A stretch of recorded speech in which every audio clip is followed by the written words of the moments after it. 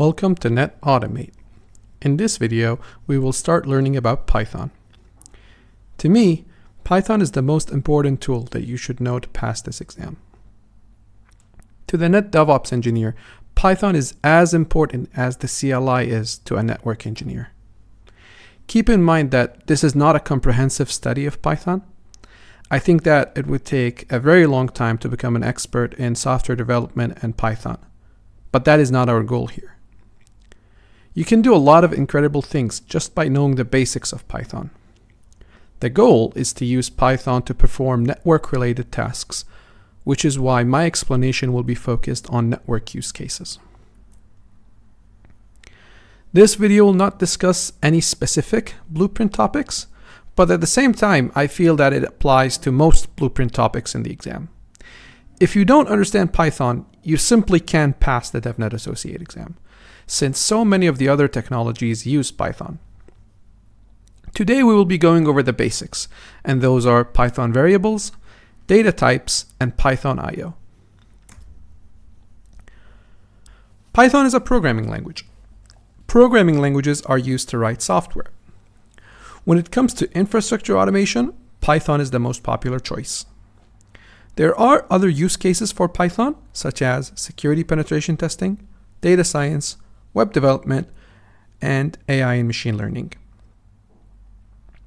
There are two main reasons why Python is so popular. One, it is very easy to pick up and learn for beginners compared to many other languages. And two, there are Python modules and libraries for almost any use case you can think of. Let's take this example to compare Python to another programming language such as Java.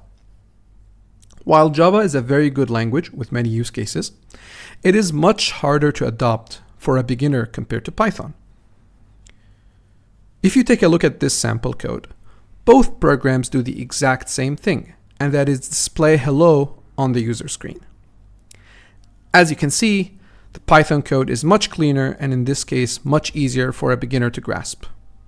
It is literally just one statement, and that is print. Speaking of print, the first function that we will learn about in Python is the mighty print function. This is a very simple function that is extremely powerful. It is used to display data to the console with the purpose of debugging and displaying information back to the user. As you can see in the examples, it is very simple to use. You just write print, followed by parentheses, and then followed by whatever you want to print inside these parentheses. Since we would like to print text in these examples, we enclose that in either double quotes or a single quote. You can use either. So in the first example, I'm using single quotes to enclose hello world. But in the second example, I'm using double quotes. Either is fine. Almost every Python program that you write will include variables. Variables are a way to store data in memory. Each variable you create will have a name and a value associated with it. For example, we have a variable named age and store 28 inside it, a name and store our name inside it, or even an IP address of a device that we want to connect to. Generally speaking, you can name the variable whatever you want, but you should always use meaningful names. If you want to create a variable to store the IP address, calling it something like X would technically work, but it doesn't make much sense. It is much better to name the variable IP_address, as it is much more descriptive, and anyone who reads this will know exactly what this variable is supposed to store. Other best practices to keep in mind are to use lowercase letters for variables, use underscores to separate different words, like we did in the IP address example, and make sure to not use Python keywords for variable names. This means that you shouldn't call a variable something like print, because print is a built-in function in Python, and that will just create confusion. Variables in Python come in different flavors, and these are known as data types. There are a lot of data types in Python, but the ones we will be using for now are integer, float, string, and boolean. Integer represents whole numbers like 5, 3, or even negative numbers like -2. These numbers don't contain a decimal point. If you want to have a number with a decimal point, say 8.6, then you can use the float type. The third type is string. String is a very common data type, and we will be using that a lot. It is used to represent sequences of characters. Strings are enclosed within either single or double quotes.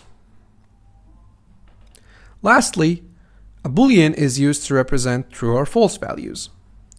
We will discuss Booleans in more details when we talk about conditional statements in day 3 of this course. There are a number of operations we can perform on data in Python.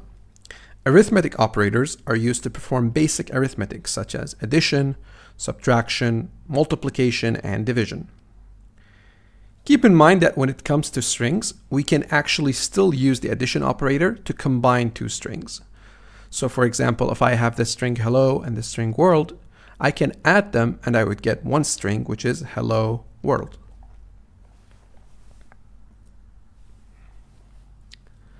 The equal sign can be a bit confusing to beginners. Take a look at this example. What do you think would be printed on this screen if we were to run this Python code? Or do you think that this is invalid code? If you were to show this to a mathematician that doesn't know programming, they would probably tell you that this makes absolutely no sense. X is 5, Y is 3. How can we write that X equals Y? 5 doesn't equal 3, so this doesn't make much sense, right? The truth is, the equal sign that you see is not really saying that X is Y. This equal sign is known as the assignment operator. What the assignment operator will do is that it will take whatever value is on the right and place it inside the variable on the left. So what the first statement here is saying is take 5, which is on the right side, and put it inside X. This made X become 5. Now the second statement says take 3, which is on the right side, and place it inside the variable on the left, which is Y in this case. So Y is now 3. Now for the confusing line, which is line 3. We take the value on the right, which in this case is Y, and place it inside X. Note that we already concluded that Y is 3. So the right side value is 3. This means that we are placing 3 inside X, which made X become 3. And the previous value of 5 is now overwritten and gone. To summarize, no matter how complex the expression is, when it comes to the assignment operator, always remember that whatever is on the right side is evaluated first, and then we take whatever value we got and store it in the variable on the left. There are times where you want to define a variable, but you don't know what the actual value will be. You'd like the user to enter that value once the program runs. For example, think about using an application that requests the user to enter their username and password, like Instagram. Whoever wrote Instagram did not know what you would enter at that time. So they will ask the user, which in this case is you, to enter the value for that. Once you enter the value for the username or password, they can then store that in a variable and do whatever needs to be done with it. The input function in Python provides just that. It gives us a way to read input from the user after the program runs. We can use it to prompt the user for a value, which we would usually end up storing in a variable. Using the input function is very simple. You just include the prompt that you want the user to see as a string, and you would put that string inside the parentheses of the function. For example, you could say name equals input, and then inside the parentheses of the input function, you would provide a string that says, what is your name? Or you could ask the user for their password and have a prompt that says, please enter your password. Note that the prompt in this case is a string, So it has to be enclosed in either single quotes or double quotes. One important thing to keep in mind when it comes to the input function is that it will always return a string. You may be wondering, what's wrong with that? In many cases, there's nothing wrong with that. But let's say you're dealing with numbers and you would like the user to enter an integer. For example, you want the user to enter their age. Simply using the input function would give us a string, not an integer. If we want to do arithmetic on that number, for example, maybe add two numbers or even compare two numbers, that wouldn't work as expected because you wouldn't be adding or comparing numbers. You would be working with strings, which is just a sequence of characters. Luckily, there is a very easy way to fix this, and that is by using the integer function. You'd basically wrap the input function inside an integer function, which will convert whatever is inside the parentheses to an integer. Let's take an example. In the first case, the variable age is treated as a string, not an integer. Even if the user enters a number like 35, that would still be treated as a string. In the second case, we wrap the input function inside an int function, which is short for integer. This will convert whatever is inside the parentheses to an integer. So for example, if I enter 35 in this case, then that 35 will be converted from a string to an integer. And now I can do arithmetic on it. I could maybe add 1 to it, and that will make it 36. The last feature we will discuss today is comments. Comments are lines of code that you add to explain the code and provide context, or even document specific sections of the code. Keep in mind that these lines are completely ignored when we actually run the program. So whether or not you include them will have absolutely no impact on how the program performs. Comments can be very useful when you want to enhance the readability of your code, especially when you're working with other people. Writing a comment is very easy. You simply add a hash symbol followed by your comment. We will use comments quite often in this course, so you can expect to see a lot of examples later on. Before we wrap up, let's go over the quiz. Question number 1. Which of the following is not a Python data type? Choose one. The correct answer is E. Text is not a data type in Python. To store text, we use strings. Question number 2. Which of the following is an invalid print statement? Choose one.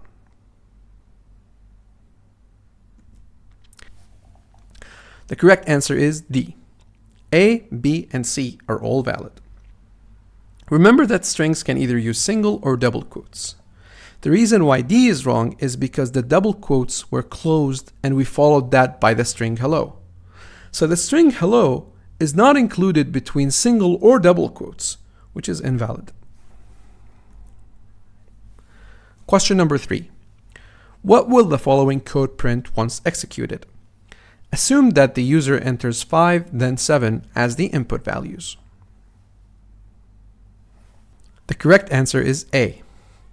If you look closely, the variables num1 and num2 are strings, not integers. The reason is that the input function will always return a string. When we added num1 and num2, we were actually combining two strings, 5 and 7, which basically means to put them next to each other. So we got 57. If you wanted num1 and num2 to be integers, then you need to wrap them inside the int function as we described earlier. Question 4. Why would you use comments when writing Python code? Choose 2. The correct answers are A and C.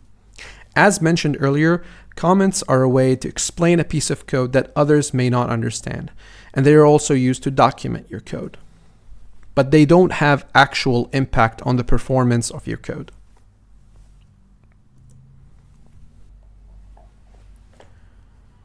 That was it for day 2 of the DevNet Associate course.